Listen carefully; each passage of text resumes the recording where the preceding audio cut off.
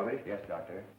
And the police are particularly anxious that the cause of death be determined at the earliest possible moment. It's a pity. She was a very beautiful woman. One hates to perform an autopsy on a beautiful woman. But you've no other choice, Doctor. Most unusual. There are no marks of violence on the body. What do they suspect? Poison?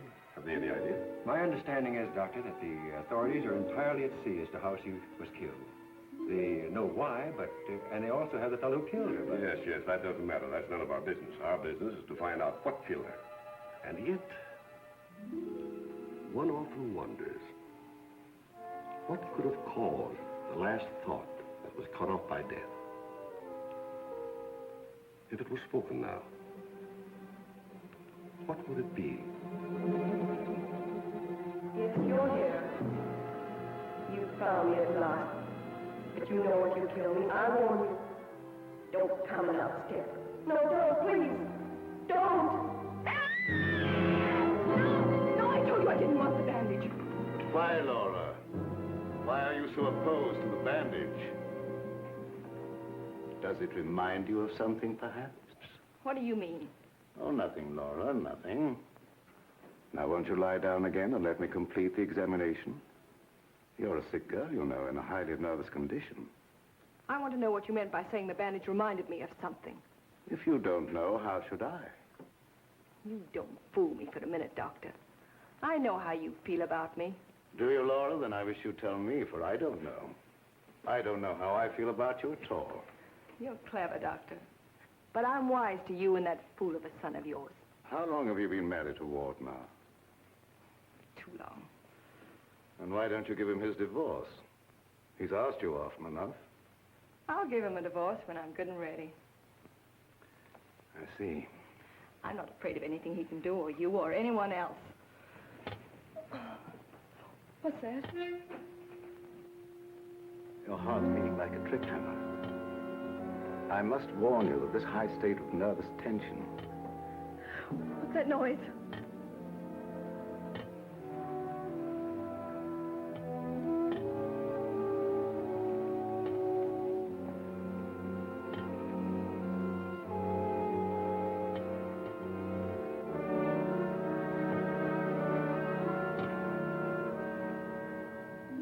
It's only a branch tapping against the window. Now, my dear Laura, if you want me to help you, you must tell me what it is you fear. I told you I'm not afraid of anything. I know what's going on here. Someone's trying to scare me out, but it won't work, see? Here I am, and here I'll stay until I rot. I'm afraid there's more truth in that than you suspect. Laura, I must ask you not to cause Father any more trouble. I don't want you threatening him, you hear? You too. You're so cute. I'm sure you want to be alone. You're not going to make him pay for my mistake. What are you going to do about it? I'd like to... You'd like to choke me, wouldn't you, Ward? You haven't got the nerve. Here. This is the only thing you ever gave me. You can have it back. She's right. I gave her this when we were married. It's the only gift that ever passed between us. Ward, what do you propose to do about Laura? What can I do? She won't leave me. She won't give me a divorce. Well, things can't go on this way, you know. Dad, what is the matter with her? What do you think is wrong? I don't know. She wasn't this way until she began getting those letters from abroad, you remember? Yes, it had something to do with those letters. But you would have thought that when they stopped coming, that... What is it, Elizabeth? There's a patient, Doctor, a Mrs. Williams. Williams? That's the name she gave, and she's decked out like she's going to a horse show. I can't see anyone today. Ask her to make another appointment. Dad, please don't let what has happened interfere with your practice. Oh, very well. Send her in a few minutes. Sure, Doctor. Oh, yeah, that Bill Raymond's waiting. Do you want to see him? Who's he? That private cop who's always hanging around just hoping somebody gets murdered. Oh, yes. He's probably come for his check. Take care of it, will you, Ward? Yes. Elizabeth, Yes. this for you. Gee. Thanks, Mr. Roy. But this belongs to Mrs. Van E, doesn't it? Not anymore. It's all yours. She won't get sore, will she? I don't want to have any trouble with her. You know how she is. I know. We all know Elizabeth. And I want to thank you for your patience. Run along now, Lilibet. Yes, Doctor.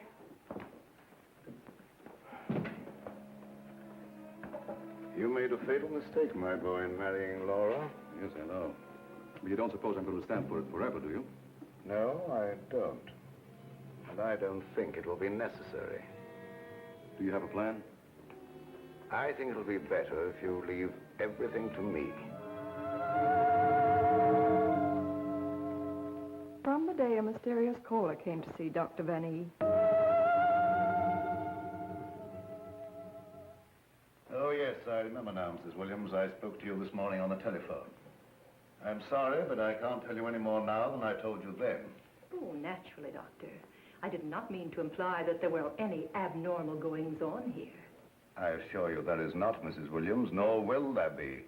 Nevertheless, Doctor, the way you were described to me and the way your place was described to me, I am certain that I am in the right place. May I ask from whom you obtained these descriptions? From a friend, Doctor. A mutual friend. Lilibet, the woman I love. Can't we be friends? Stop tracking your big flat feet after me wherever I go. I've got things to do. Oh, gee, it's wonderful just to see you around, busying yourself, the little housewife. I never knew the cop who didn't love to stand around and watch other people work.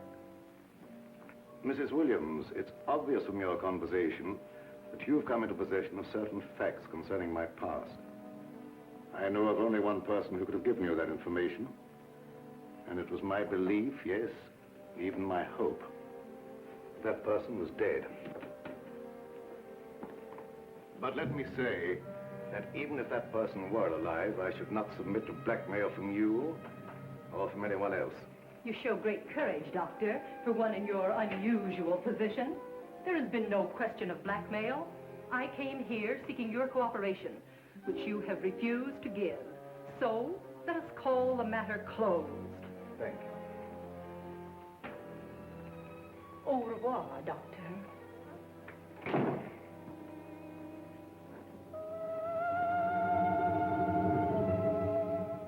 Then came this sinister pair.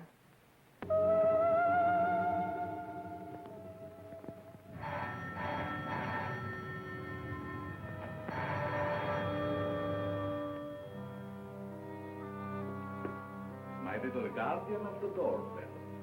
If you had waited another second, Inigo and I should have kicked the door in. Yes, sir. Sir, there is an air of inquiry about you that immediately offends my deepest nature. There is something suggesting Scotland Yard, the French Sûreté, the Italian Carabinieri, the Turkish Polizei, and other minions of the law. In short, sir, I think you're a cop. Yeah, how'd you know? I believe I'm in the home of Dr. Joseph Van E. Yes, sir. I mean, sirs. Oh, do not be polite to Inigo. He's only offended by it. Run along, Inigo. Make yourself at home. We got a nice tree in the yard, but it ain't got no coconuts. Micinata, Tarossi, era Uyan. Poi adoptina cara.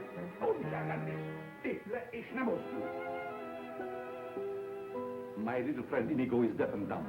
He cannot hear and he cannot speak. But he reads the lips. And I would advise you to say nothing to annoy him.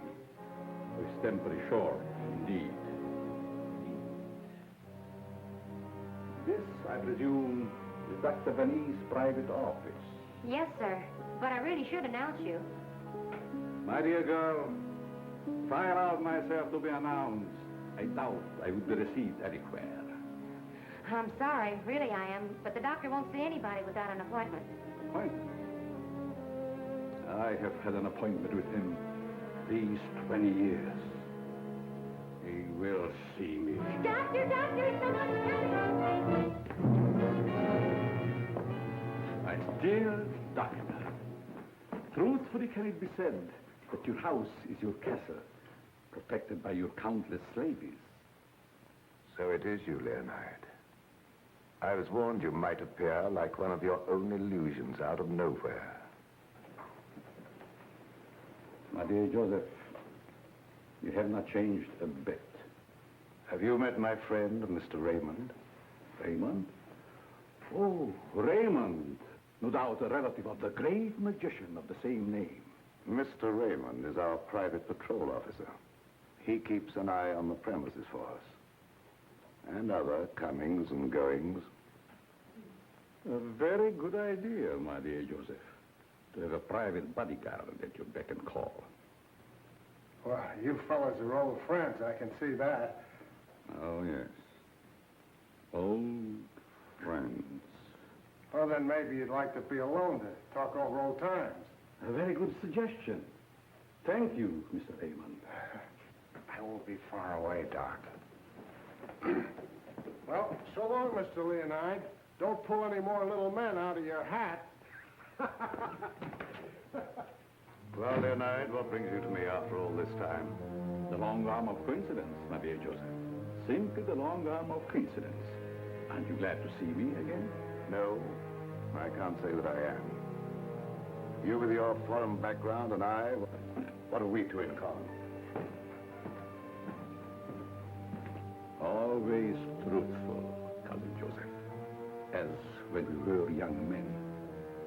You might have said no and saved your career. But you prefer to tell the truth and ruin yourself. What do you want here, Leonard? A few days' hospitality, my dear Joseph. Nothing more. Is that too much for one cousin to ask of another? Remember, we agreed not to think of each other as cousins again, Leonard. Bygones, my dear Joseph. And I'm willing to forget. And I suggest that you do the same. You've grown older, Leonard, but there may be something in what you say. I don't want to hold a grudge. But don't do anything that will make me regret my action. You have my promise. Now, if you will show me to my room. Oh, I should say, I have a traveling companion from whom I am inseparable. Who? Inigo, a dwarf, one of the little men. He became very much attached to me when he lost his master. You do not object? What good would that do? How true. Very well. You may have the room next to my daughter-in-law. I know you like that. Oh, yes. The lady, who I am told has an utmost horror of having her eyes blindfolded. A phobia of most interesting origin, I dare say. Something to think about. That night, my husband questioned Leonard about my past.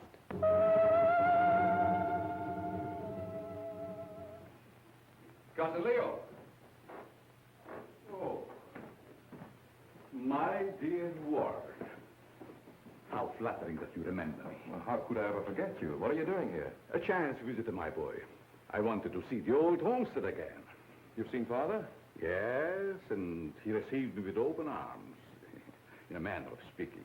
I don't mind telling you, you came at a very bad time. We're having some trouble. My boy, Trouble and I are like this. I presume you refer to the charming lady in the room next to mine, your wife, I believe. Yes, Laura. I have met her, but I'm looking forward to the pleasure. I'd like to talk to you for a moment. All right. Perhaps you can help us. By doing what, my boy? You've been everywhere. You were caught in Europe during the war. I'd like to show you something. You may be just the person I'm looking for. If I can be of any service. Did you ever hear of a dance team called Renee and Lorette? I don't think so, my boy. And then again, must have been such a team. Look.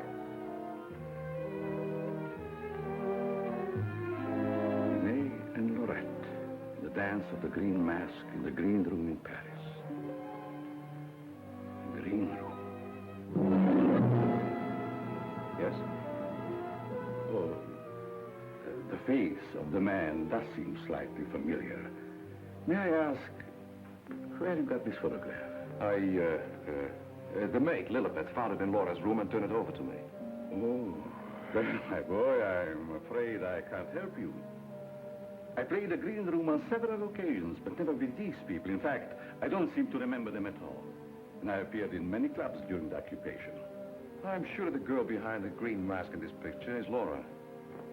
How can you be sure? Who can ever be sure what's behind the mask? If the people in this photograph could suddenly come to life. I'd like to know who the man is. It can be anyone, my friend. Anyone. In this makeup, it might be even I. I wish you wouldn't joke about it. This is very serious. Of course. But let us say you found out who the man in the photograph is. What then? I have an idea that if the man in this picture were to show up, I'd find out I wasn't married to Laura at all. Think over what I've asked you. It'll be to your advantage. Certainly, my boy. I will give it every consideration. And perhaps something will occur. Who knows? Don't you want to leave the photograph with me for my further study? It might be the very incentive that my memory needs. No, thanks. I'll keep it. As you wish.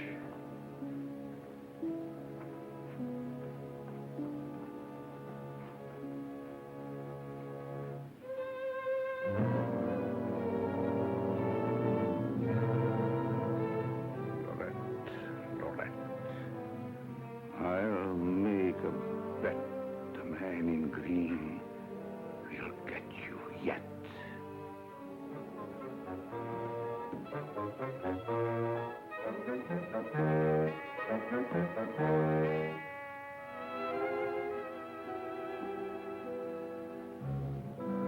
Inigo.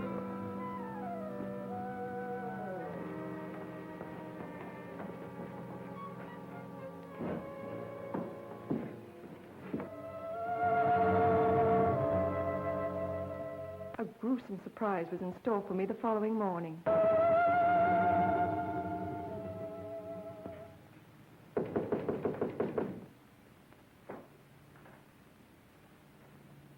Who is it? It's me, ma'am. What do you want? The afternoon mail. He wanted to know when it arrived. Was there anything for me? Yes, ma'am. Put it under the door. I can't. It's a package.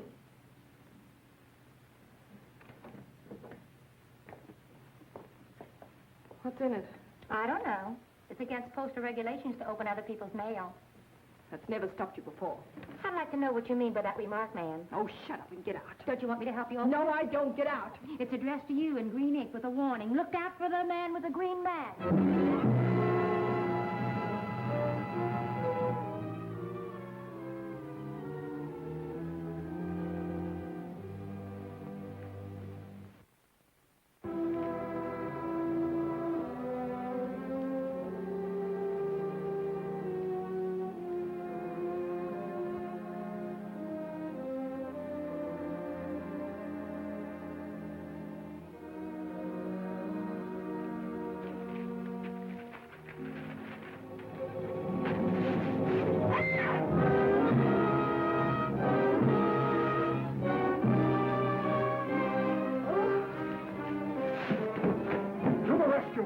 Who done it? Which way did he go? Get out. Get out. I just heard you yell. I was hoping it was a murder at least. Get out. I tell you, you have no business here. Well, but you don't understand. I'm supposed to be here. That's what I'm being paid for. Paid? Yeah. You see, I'm Bill Raymond, private cop in this neck of the woods. I was hoping we'd have a little murder or something happen around here so as I could solve it and get my old job back at Sentinel Homicide. Nothing personal, of course. Who told you to say these things to me? Well, nobody. Nobody said nothing to me. I was just waiting around outside to see Dr. Van Nee, and I heard you yell. So you're a friend of that crazy doctor and his son. Crazy? I wouldn't exactly say that, ma'am. The doc's a pretty good egg. You wouldn't want anyone to say you was crazy, even if you...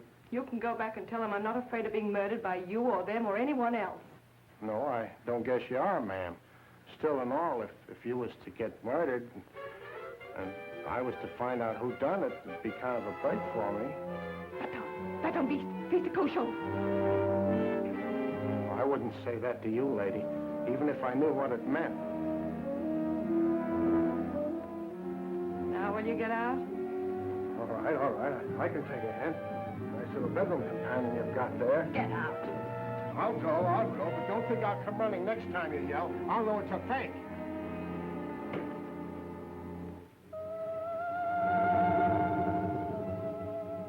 I became afraid and my mind started to crack.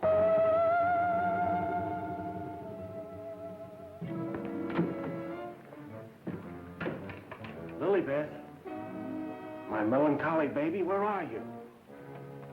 Where'd you get that box? I don't know what you're talking about. You lying little snoop going through my things. What'd you do with the picture? Where is it? I didn't see it. That's the last time you put your hands on me. I'll give you one more chance, and then I'll... I told you I don't know where the picture is, and I don't know what you're talking about. It's been you all the time going through my things, opening my mail, rapping on my door at night. Now you're blaming me. I've never touched anything of yours. You've got my robe on now. Where'd you get that? I was just trying it on. Mr. Ward gave it to me. He said you didn't want it anymore. I'll tell you when there's something I don't want.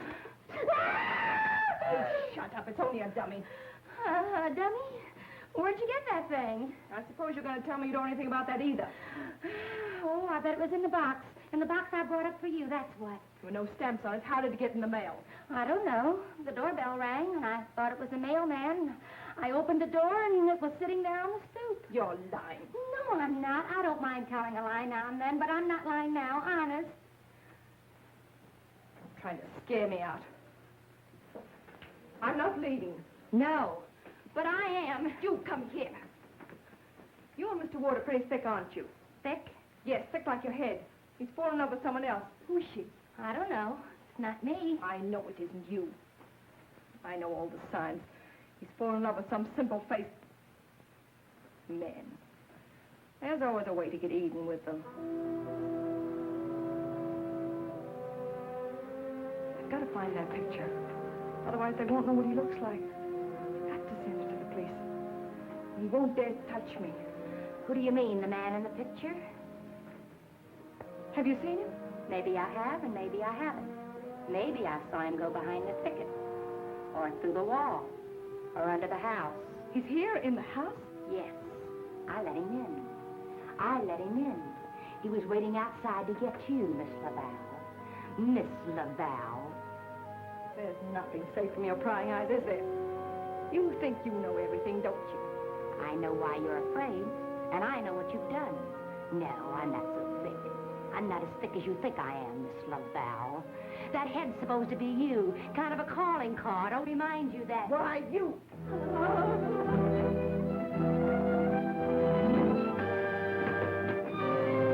Excuse me, lady.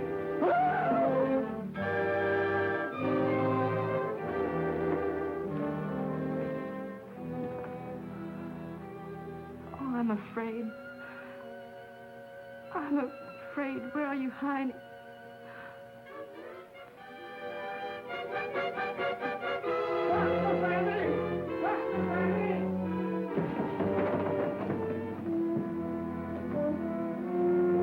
Dr. Fanny!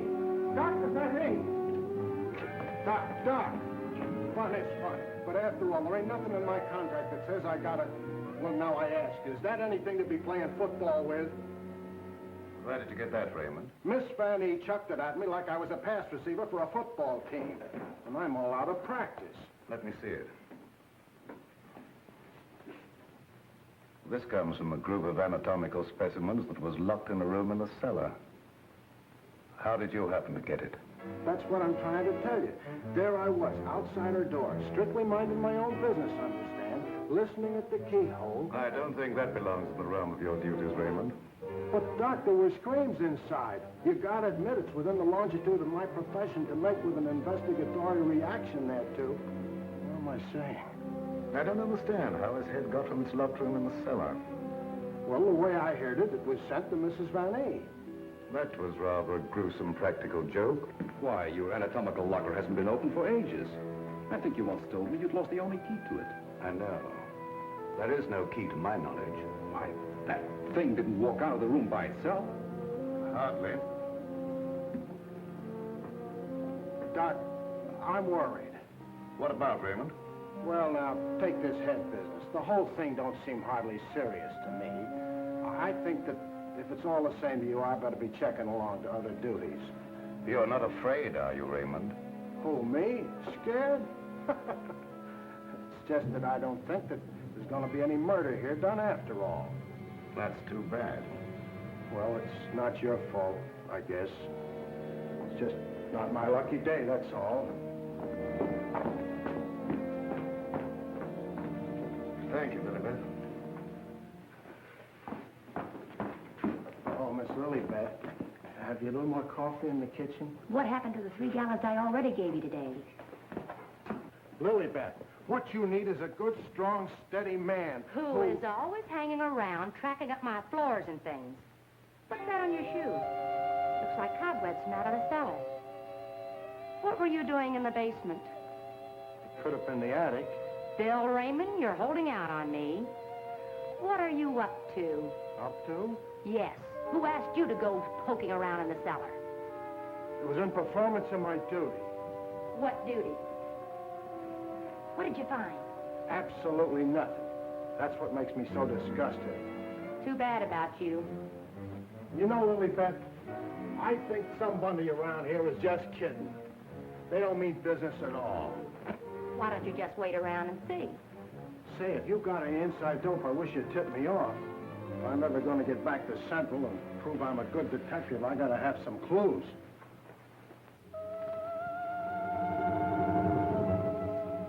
Yes, I was scared. Scared of my life. I expected big things of that ghoulish-looking guy, but he ain't delivered neither. I should say, in a way, you were entitled to expect big things from him. Leo was once confined in this house when it was an institution for the insane. Nerves, you know. Do tell. Well, then, he must know his way around the place, huh? I understand while he was here, he engineered an immense number of secret passages through which the guards could keep an eye on the inmates at night. Finally, he took one of these passages into the outside world, and we heard later he'd been seen in Europe. Ah, Europe. That's where history's being made today. Gee, I'd love to travel and... Well, perhaps you'll have an opportunity someday. Not if something don't happen around here pretty soon to make me famous. That Lilibet. I've been trying to get a cup of coffee off of her all day. She don't care what happens to my metabolism. Metabolism. That's a good word. I wonder what it means.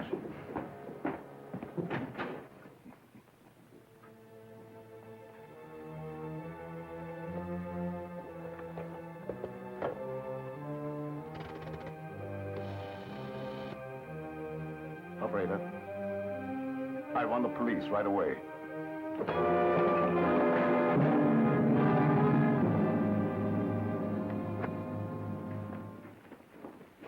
Stop crowding me. But, hon, don't you want me around to protect you? That Indigo guy might... Yes, but who's going to protect me from you?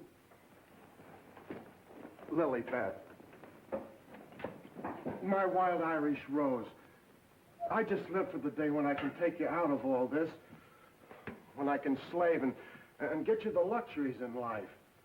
Gee, I'd gladly work my fingers to the bone to buy you expensive motor cars and furs and jewels and things and serve you breakfast in bed. What's the matter with me? Am I crazy? Yes, and I'd hate to hang by my neck until you got me all those things. Yeah, you might get a little blue in the face. Still and all I gotta do is to find myself one slightly murdered body, and I'm in. Stop looking at me. Oh, Lilibet, sometimes I think I'm not getting anywheres with you. What do you think? I think you've got a good idea there. All right, all right. You'll be sorry someday when you see my picture in the paper. Wait and see. Hey, Lilibet, why don't you answer the doorbell? Maybe that Indigo guy wants in.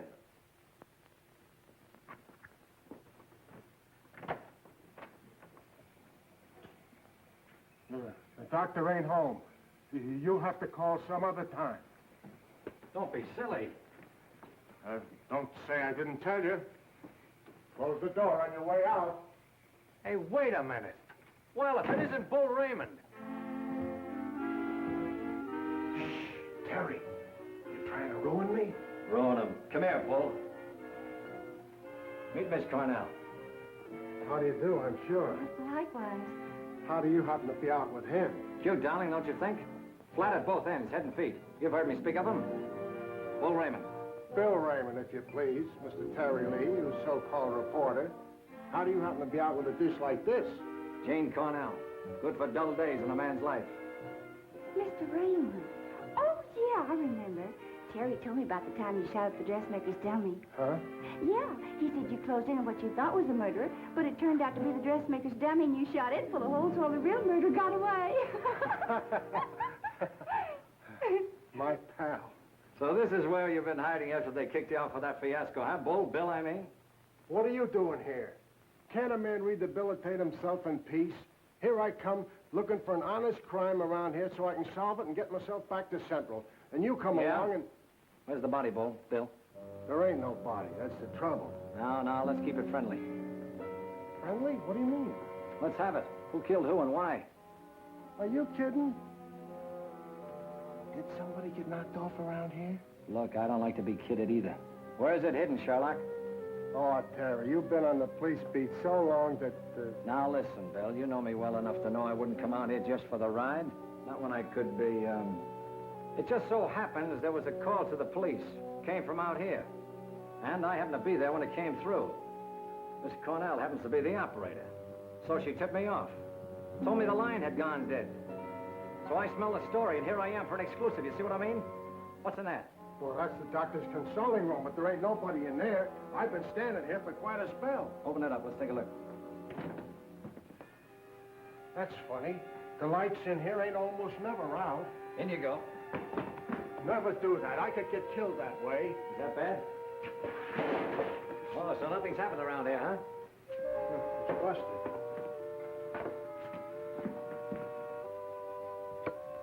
There, see? Like I said, there ain't nobody here.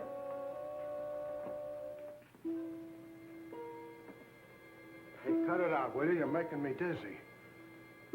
Well, sure, somebody stumbled over it and pulled it out of the wall. Could happen anywhere.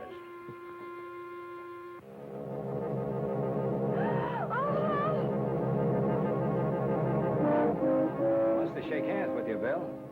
Step right up. Not me. You seen it first.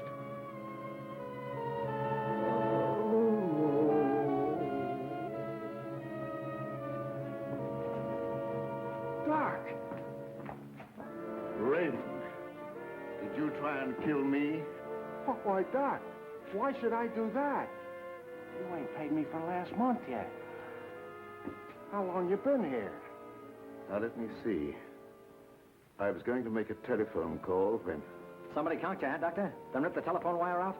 Yes, I imagine that is about what happened. Who are these people? Well, they're all right, Doc. This is Terry Lee and Miss Cornell from the Times. We don't want any reporters here. Nothing's happened. Look, Doctor, nobody ever wants reporters, but then something happens, and there they are. But nothing has happened. I fell and hurt my head. Oh, I see. Then you got up again, put yourself on the table, and got all nice and pretty in that shroud there.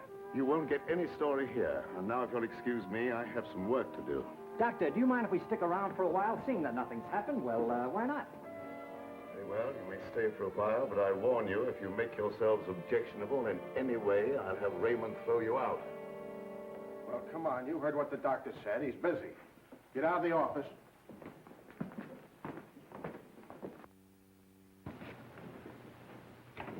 Probably a pretty nice guy, caught in a tough spot. That's the way I see it.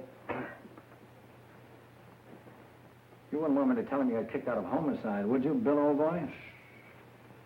Oh, Terry, you're my pal. You know that, don't you? Would I kick you out? You would if you could, Bill. Now, why can't we have a little talk, quiet like? Well, if you just follow me in the parlor over here. Oh, me too, darling, me too. Darling knows everything about everyone, and that's how I learned. Good girl. I just sit at his feet and listen. Baby, I'm going to miss you an awful lot when I grow tired of you. Now, remember, you're just going to listen. Well, of course, darling. What else do I do when I'm with you? Sit down. Now, as I remember it, there was a singer at the Click Club who called herself Laura Laval. Didn't she marry young Ward Vanny a couple of years ago? I don't know nothing about it. Oh, yes, you do. It was just about the same time that you had that affair with the dressmaker's dummy. Oh, yeah. Yeah, now I remember, Terry. You're right. She was down at the Click Club, and it was her that married Ward. Wasn't that on a bet of some kind?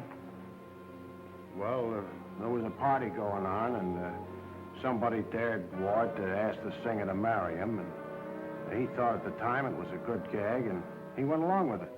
That's right. He got pretty high and then popped the question at her. How romantic. I just love that. Hush, dear. Listen. Oh. Well, that's how it happened anyway. Ward woke up the next morning and found himself married solid. He'd asked her, and she'd snapped him up. Oh, and they lived snappily ever after. I don't care. I think it was sweet. Darling, couldn't I get you high sometime and... Sweetheart, have you ever heard the old saying about little girls? What's that? Little girls should be seen and not heard. Now, go on, powder your nose. All right. I think I'll be shoving along, too. Now, wait a minute. We're just getting started. We were talking about a singer who called herself Laura Laval. Pushed away into this house for good reasons of her own. Gentlemen, I beg your pardon. I must tell you frankly, I have been eavesdropping. Professor Leonard, this is a reunion. My boy, you must forgive me. You seem to remember me, but I do not recollect you. When was it? What was it? Oh, Professor, it was a long time ago, and I was a kid up in the balcony in Albany. Yes? When you brought down the house with great feats of legerdemain. Oh. You remember, Professor? That was the night that the box office receipts disappeared, just like magic. Part of the act, my boy. Just a part of the act. It's a pleasure to meet one of my youthful admirers. Terry Lee of the Central City Times. Oh, the press? Well, it's nice to have known you. Wait a minute, Professor. What's your hurry? Are you afraid I might bring up the subject of those certain unfortunate recent connections of yours? Shut in the dark, my boy, I'm sure. And I will ignore it. Of course. And this young lady, no doubt a companion of yours. Jane Cornell, my fiancée. Delighted. Likewise, I'm sure. Delightful.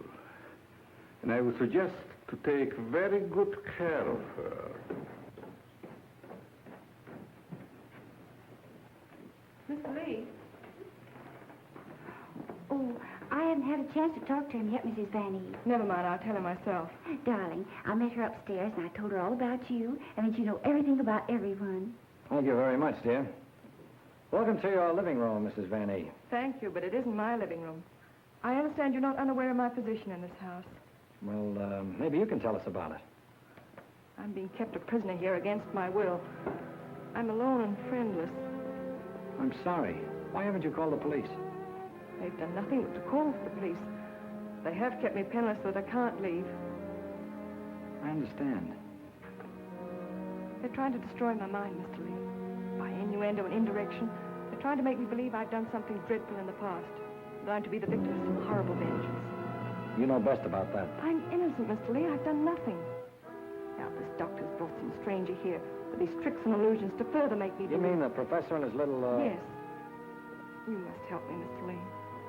Laura, it's so good to see you downstairs again after all these days being locked in your room. You know perfectly well why I've remained locked in my room. Ward, this is Mr. Lee of the Times, the gentleman I told you about upstairs. Oh, yes. Look here, Mr. Lee. We don't want any more of that front-page splash stuff, such as I got when I married Laura. Your wife's been telling us that she's being kept here under constant threat. She is out of her mind. See what I mean, Mr. Lee? They don't overlook a single chance to put it in my head that I'm crazy. Perhaps I can explain, Mr. Lee. We don't believe there's anything wrong with Laura now. But we are sure something will happen to her mind if she continues to live under this strain. Just as I told you, they're behind it. Can't I make that clear to you? They spend all their time trying to terrify me. They write me letters in green ink. They send me dummy heads wrapped in green paper. Anything to frighten me so I can't sleep. I can't think. The only thought in my head is that I'm going to be killed. These are very serious charges, gentlemen. And I might say it'd make a perfect front-page splash. Lee, if you dare print a word about those ravings of my wife... Don't do anything to make me think they aren't ravings, Mr. Van E.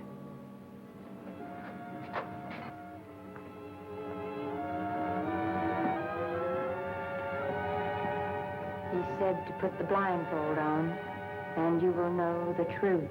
No!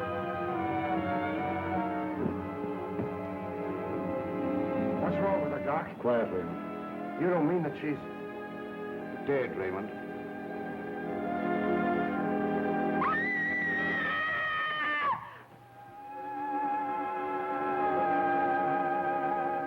Then I knew that he was here.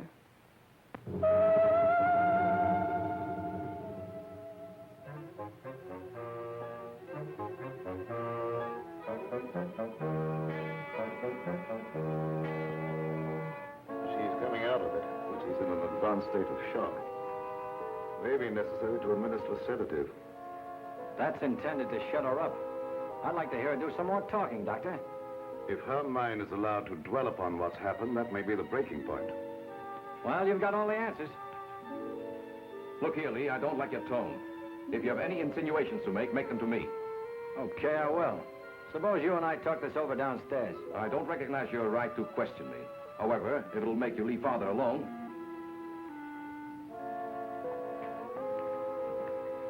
Bill, fix yourself a chair right outside the door and don't leave him till I get back. Sure, sure. But what about Lily Pad? Don't she write nothing around here? Now, Lee, first I'd like to see your credentials. You bust in here saying you're a reporter. That's the old turn the tables gag, Vanny, but if it'll make you any happier, take a look. All right, you're a reporter. But I still don't understand how you and the young lady got the news about our troubles. Do you really believe that story, Lee? Do you, in your right senses, really believe that we are keeping Laura a prisoner here? That's what the lady says. She said that... Nonsense. Nothing would please me more than if she got out. Look, I don't get any of this stuff, Vanny, but there's a tricky deal going on around here, and I intend to sit in on it. Too bad I can't flash the city desk to make ready for a front-page replay. Yes, isn't it? Either your wife is the victim of a well-plotted program of persecution calculated to drive her insane, or she's the witch you say she is. You're the fellow with the nose for news. What does it tell you? It tells me that right now I'd like to know where your disappearing relative is.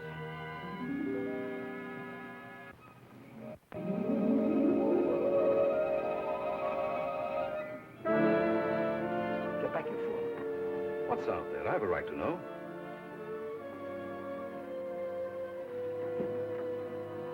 Don't see anything. What was it? It isn't possible. It isn't possible, of course. What do you see out there, Lee? I've had enough of this. Come on. Are you nervous, Miss Cornell? Oh, no. I think it's very exciting. Well, Professor, I thought I just saw you outside banging at the moon. You disturbed her sleep. Poor child. Where have you been? How will you start acting normally for a change? You're bringing suspicion upon all of us. I, my boy? What have I done? Suppose you tell us.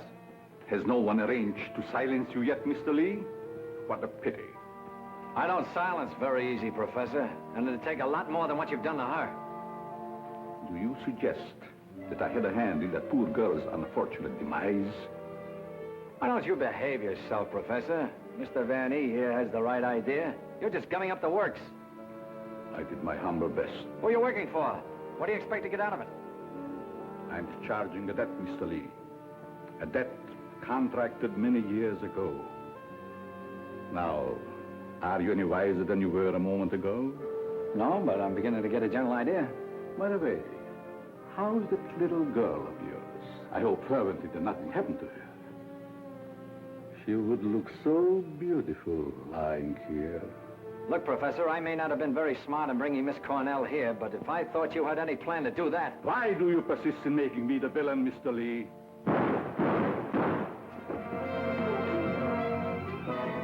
Now we will let you be the witness, Mr. Lee. I am here. The sounds came from upstairs, right? Always reliable. Now what are you rehearsing? In there, Terry. In there. It's murder.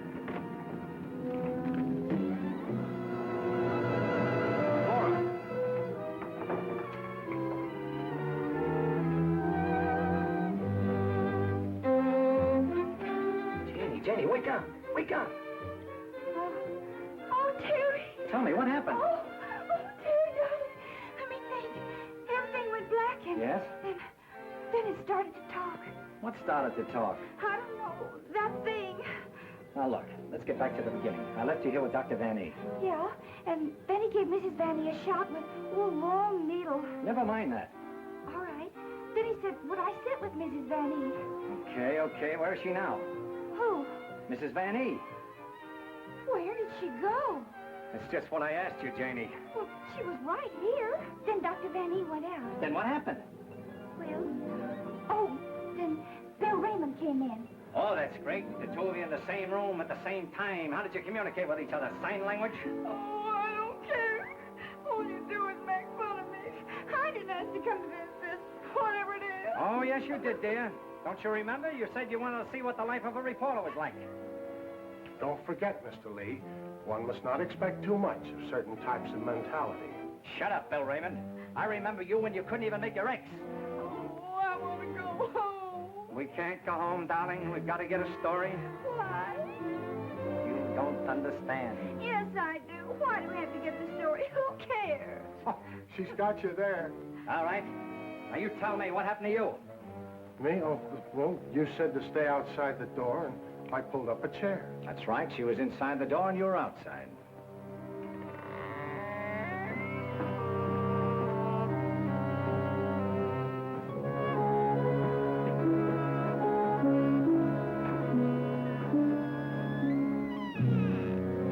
Then come that odor of heavenly perfume. That was an lily pad.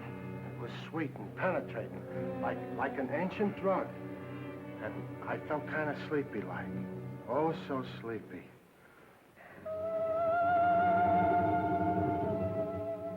At last, he had me under his power.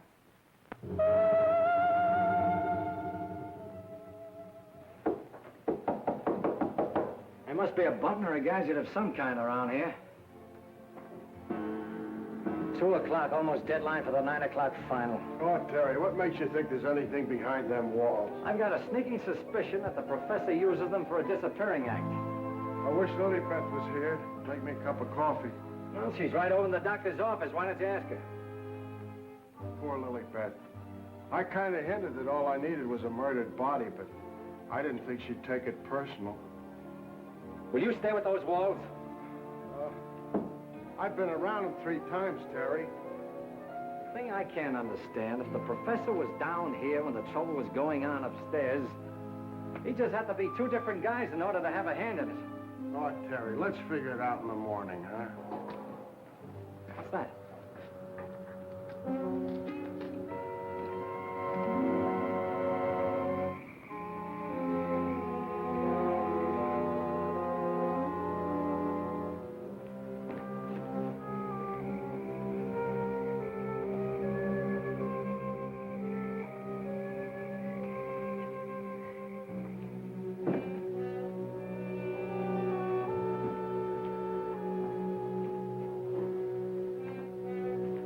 Wake up.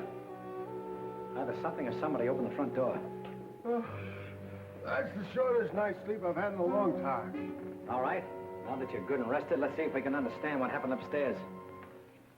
Well, do you think it had something to do with that picture, maybe, that Lilybeth found in Mrs. Van E's room? What picture?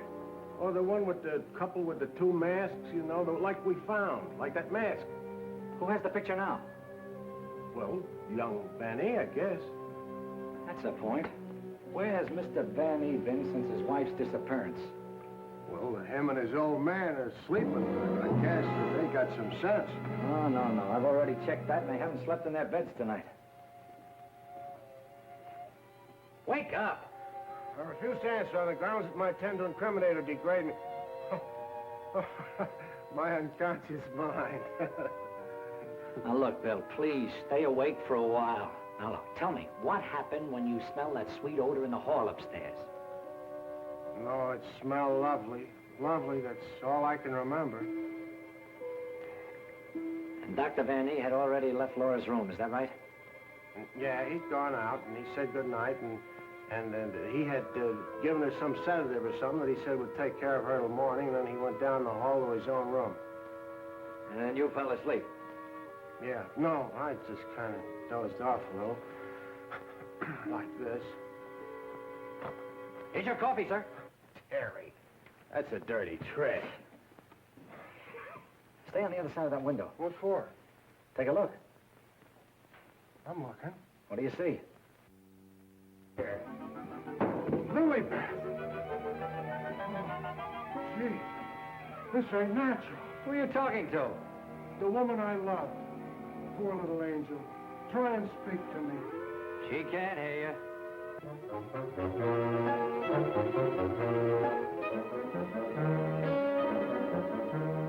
What was you doing outside?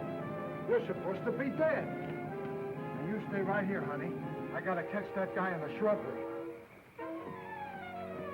Oh, gee. What are you doing to me, Lilybeth?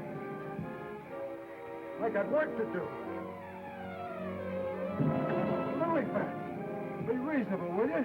If you don't cooperate, I'll never get back to Central. Never mind, Raymond. Take care of Lilybeth. Lilybeth! Yeah, that's who it was. I opened the door and she fell right in my arms. Like she had something special to tell me. You notice that fragrance about her? And to think this wilted flower was once even as you and I. Take her back into Dr. Van E's office. What's she doing wandering around? She's supposed to be a corpse. What happened to that guy outside? Never mind. You found her. I never knew she was lost. I missed her. I missed her from my office. Will you please take her back? What are you going to do? Yes, Doctor, and what have you been doing? We've turned this house upside down trying to find you. Hardly that, young man. If you'd done that, you would have found me. Now, Raymond, we can't allow this girl to remain in this condition any longer. But what can you do? She looks like a perfect stiff to me. Bring him into my office. Oh, Doctor, this may not be any news to you, but your daughter-in-law has disappeared. Oh, how dreadful. But let us say somewhat overdue, eh, Mr. Lee? You don't seem very surprised to hear about it.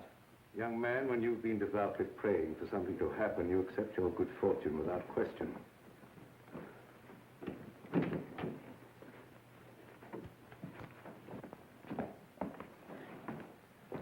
We thought that probably you might be able to throw some light on the subject. That's right, Raymond. Leave her there. There's absolutely nothing wrong with her.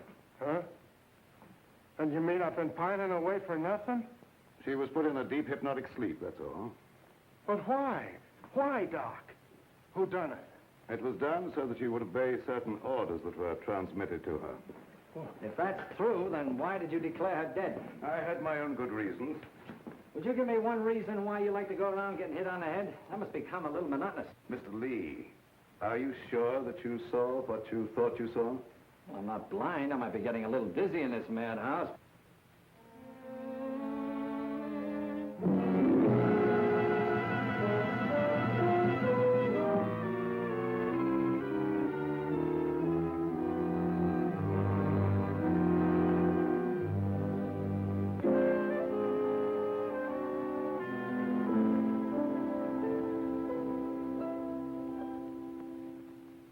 You know, Doctor, morning isn't very far off. And when the police get here, you've got an awful lot of explaining to do. You're in this up to your neck. By morning, let us hope no explanations will be necessary. Everything will have explained itself. Poor little sleeping beauty. Do you suppose someone thought she looked weak-minded and picked her out to carry out his commands? That's not always the case, Raymond. If Leah and I were here, we could settle this case very quickly. Gentlemen,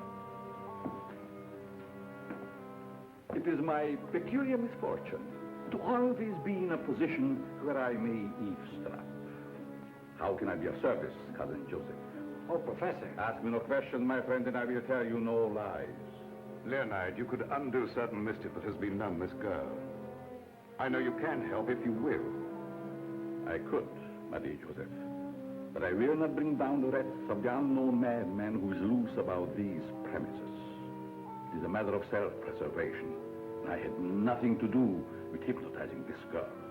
I have an idea that she may have already carried out the unknown's orders and that he no longer needs her. Nevertheless, my dear Joseph, you must excuse me. Just a minute, Professor. I wonder what would happen, Professor, if in connection with your sudden reappearance here, somebody dug up the old story of why you swindled Dr. Van E and then ran off and let him take the rap. I will not be blackmailed, Mr. Lee. And I observe again that you're a young man who knows too much for his own good. And I would also like to know where you obtained all this information. You're extremely young to have your fingertips on events of 20 years ago. I have a memory like an elephant. I never forget something once I hear it. I'm a sharpie, Professor. As every one of you will admit before morning. Now, Doctor, I'd like to bore you with a few questions. I wouldn't mind, young man, if you had the slightest idea of what you were looking for. Maybe if we start back to the time around midnight, when you administered what you call a sedative to your daughter-in-law. Are you inferring that I had anything to do with Laura's disappearance?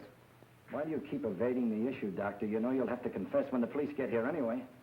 I would remind you, young man, that you're making a direct accusation, and I refuse to answer. Look, I want the facts and I want them now. Let's cut out the Mulberry Bush routine. Listen, Bill, you're supposed to be a cop and you want to get back to homicide. Help me make the doctor loosen up. He knows a lot more than he's telling. Well, sure, I'll help Terry, but first let's get Lilybeth out of this. Maybe she can tell us something. Yes, Mr. Lee, it seems to me that you're not too anxious to have Lilybeth restored to consciousness.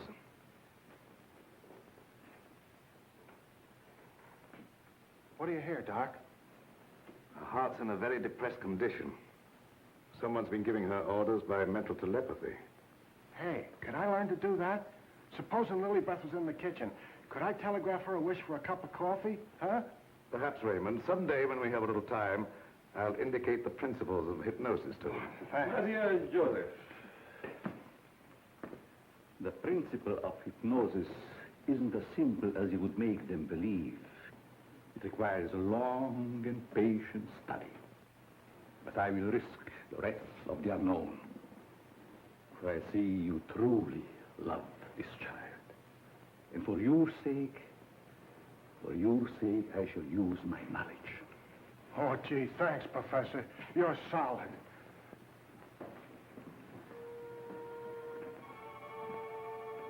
Och jag fick mig lätten. Och flächen var fyrflätten. Larm söt i många. Wake up. Wake up. Lilybeth, darling. Keep your big hands to yourself. What are you slapping me for? Professor, put her back to sleep. It's better that way. What have you been doing to me? Me? What have I been doing? Yes, what have you been doing? You gotta learn me that hypnotism trick. It's my only chance. Tell me, Lilybeth, what happened? Well, I can't seem to remember it. It all seems like a dream. Did you see anyone? No. But I do remember a perfume, a sweet odor. Yes, go on. Terry, darling. Oh, Terry, darling. Yes, Jane. What is it? Is it Halloween? No, it isn't. Then why was that green face bobbing up at the window? What? Yeah, a green face just like the one I saw in Miss Van E's room. You saw a green face in Mrs. Van E's room? Yes, darling, that's what she was shooting at. I mentioned it to you, but you're so scatterbrained. Yes, dear, I'm scatterbrained. Does your mind feel rested now and everything after your nap? Mm-hmm. That's a good girl. Now, come on, tell me, what happened? Oh, don't yell at me. I can tell you just how it happened. We were alone in the room, and Laura was going to sleep. And then she said, oh, take away the bandage. And I said, what bandage? And then she said, oh, don't shoot me. I didn't mean to do it. And then, the room got awfully black. I think somebody must have turned off the lights. Just like that. Go ahead, you're doing fine. Well, Yeah, the lights had already gone out. and the room got awfully dark. You've already said that. Think hard now. You saw a green mask. It came out of the wardrobe. Like a moth? Yes, darling, just like a moth. Oh, how clever of you. It was just like a great big moth, and it flew around and Please around. don't make yourself any dizzier than you are. Now tell me the rest of it. Well, I just don't see how you could remember that it was like a great big moth. Did you see it? Were you there hiding in the wardrobe, maybe? No, I wasn't in the wardrobe. Now look, Jane, please, be yourself. No, I mean, don't be yourself. Just relax. Relax. Mr. Lee, just a moment. Where were you? Were you upstairs? No, I was down here talking with your son. And by the way, where is he? Here I am, Mr. Lee. What can I do for you? Will you stop it? Yes, I was listening outside the door. You haven't answered my father's question yet. Oh, come on, take it easy, take it easy. Maybe you can tell us where you've been, Mr. Vanny. Of course you don't know anything about your wife's whereabouts. Oh, go on, tell him where she is. I want to go home. I'm hungry. Quiet, everybody, quiet! Laura! Don't. No, don't. Don't.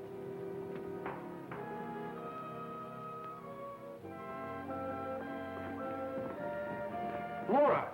She's under a hypnotic spell.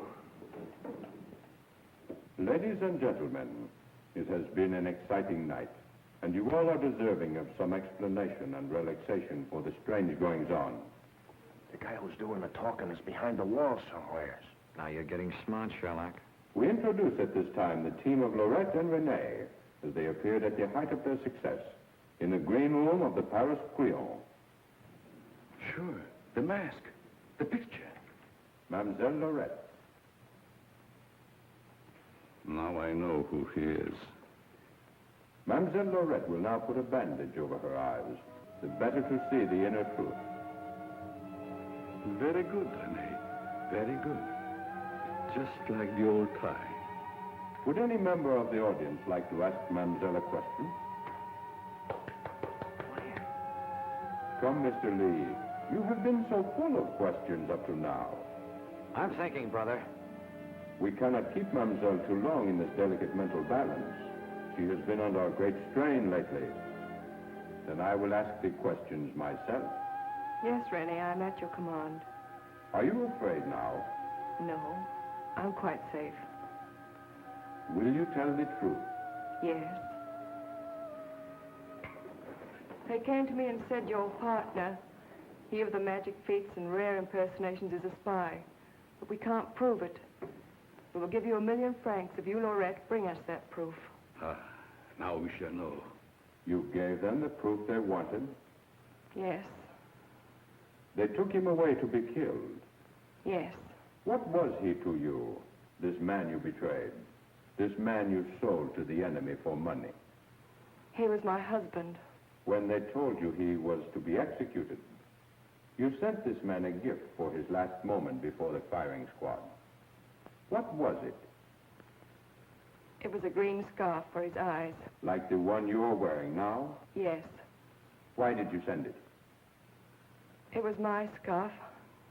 I wanted him to know I had betrayed him because I hated him. He was good and kind, but I hated him for the power he had over me. I see. That is your only defense. You hated. You thought they shot him. You escaped to America. You thought you were safe. Then you found out he was alive and wanted revenge. Thank you, Mademoiselle Lorette. You may remove the bandage now. What do you see on the cloth, Mademoiselle? There's a hole in it. Yes. What else, Lorette? What else? There's blood on it. There's blood. I have come back. I am here.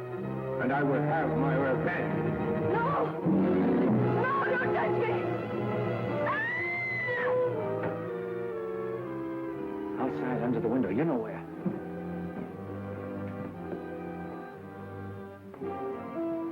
Yes, he had his revenge. She's been living in mortal terror that he'd find her. Just a minute, lady. You ain't going nowheres. Well, if it ain't Mrs. Williams, come along with me. Come on. You want me to slug you? Get inside. Hey, Terry, come here. Get a load of this. There's your man. At last I caught me a murderer. You're wrong. I never laid a hand on her. Nay, my boy, you kept your promise to me. You said you wouldn't touch her. But she's dead, ain't she? And you ain't going nowhere till we find out what killed her. And you, Professor, you know too much for your own good. I'm holding you, too. Now you're getting smart, Bill. Well, Professor, I see you two know each other. Yes. Renee was my assistant. I taught him everything he knows. He went out for himself and became a success. Later, we met in a concentration camp. And here we are. A small world, Mr. Lee. A small world, indeed. Terry, is place where you get the marriage licenses? No, dear, this is the morgue, the morgue. Oh, darling, you say the cutest thing. The mark. Oh, Never mind, dear. You just stay right here. Nobody will get you. oh, but... Well, Doctor, got anything to add to my story of the year? Who's this Renee? Renee was a husband. She turned him over for a sum. Figured the Nazis would take care of him, but he had ideas of his own. Look, Doc, was it murder? Do I finally get a break? Was she murdered? We're sending the report to the police. What was it say? Ah, come on, Doctor. Don't hold out on us. I didn't understand it at first, but I do now. There were no marks of violence on the body, and we found no internal disturbances. What does this all add up to, Doctor? Yes, let's have it. She was literally scared to death.